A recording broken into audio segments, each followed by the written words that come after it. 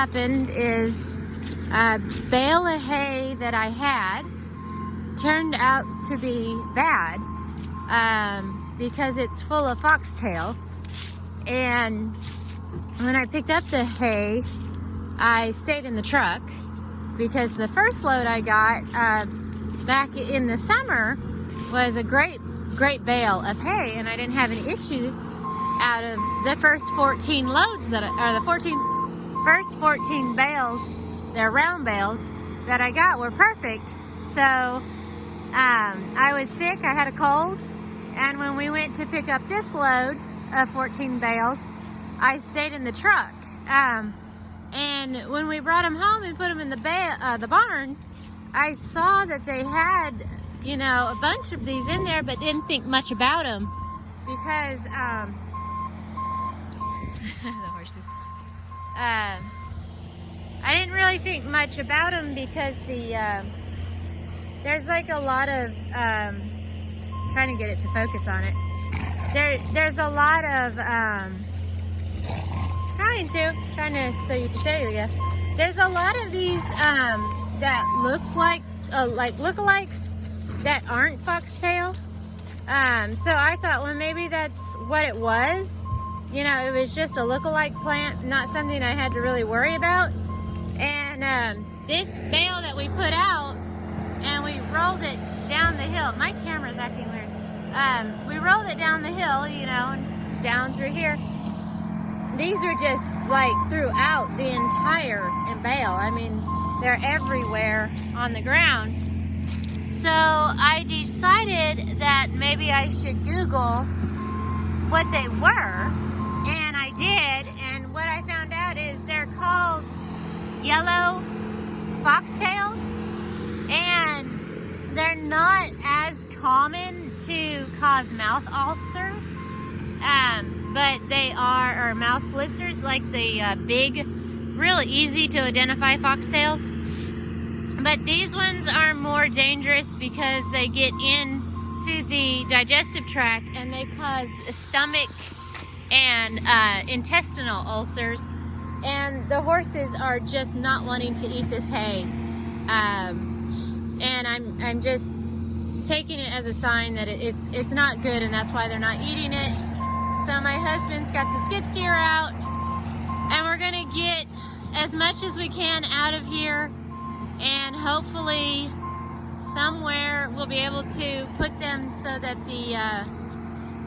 the seed heads, because it's just full of them, aren't going to invade my pasture. But I would rather deal with, you know, worrying about that than having nothing for them to eat, making them eat something that could potentially cause them a lot of harm. So we're gonna clear this out, and out of the 14 bales that I got, I only have 3 bales of good hay. This is supposed to be orchard mixed meadow grass.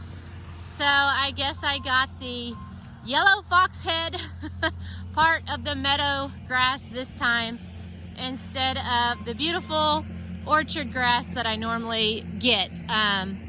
It seems like every time I get my second load of hay is when I start having issues with the quality of the hay. So I don't know if it has something to do with the second cut of hay. I'm not really sure. What do you guys do to make sure you have good quality hay? I used to get Timothy hay, and I loved it. The horses loved it.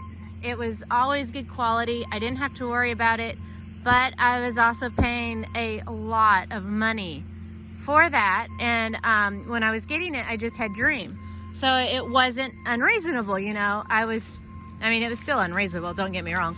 I was spending about $3,500 a year in hay, but then you add beautiful Fabio and gorgeous Catalina, and that $3,500 turns into $10,000, and $10,000 in hay is just a little over what I can afford, if you know what I mean. So what do you guys feed your horses as far as hay?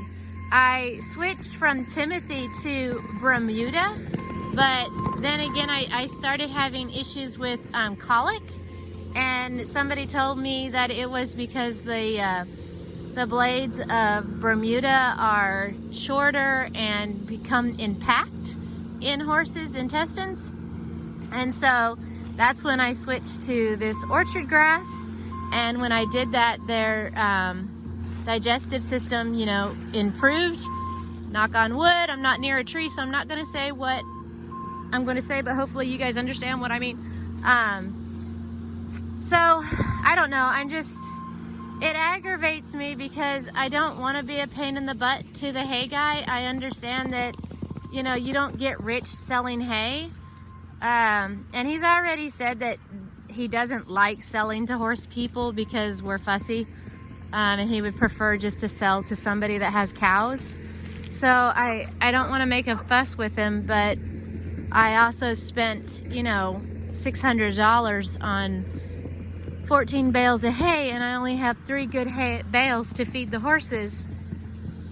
And so I hate this part. I really, really hate having to stand up and, you know, say I need to exchange this, or I've had a bad experience with this and can we make it better. It just makes me feel uncomfortable. I wish I didn't have to do it.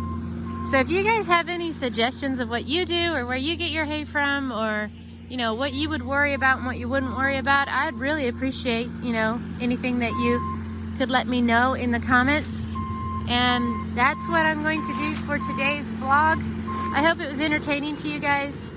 Thank you for watching, and talk to you again next time. Bye.